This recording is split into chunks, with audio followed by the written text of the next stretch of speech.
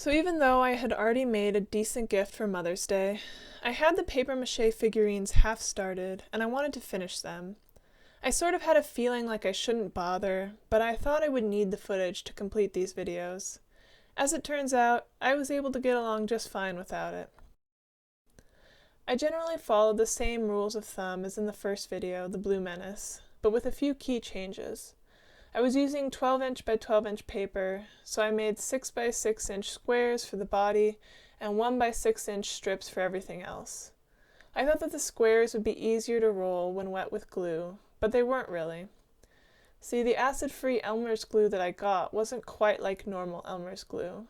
It sort of made my hands burn and my sinuses burn, and when I tried to do anything with the paper, like roll it or touch it in any way, all of the colored parts just kept ripping off.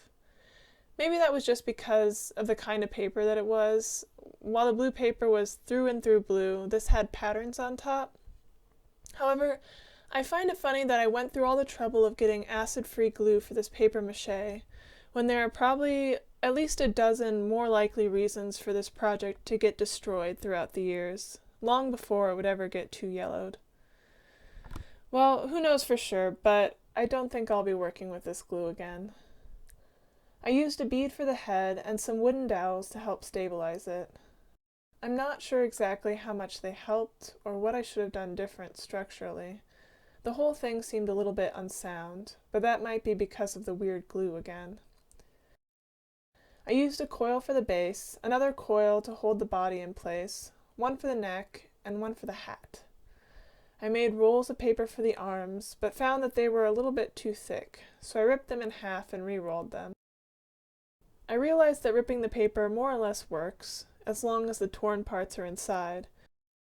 When your hands are covered in burning glue and you have no way of using a paper cutter. Anyway, here's the final result. I was going to make two, but pretty quickly gave up on that idea.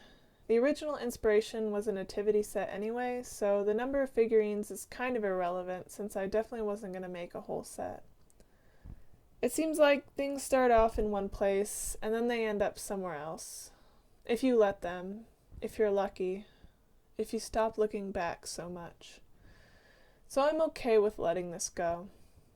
Now, I'm going to go sign off because my hands are still burning and now my eyes are starting to burn too.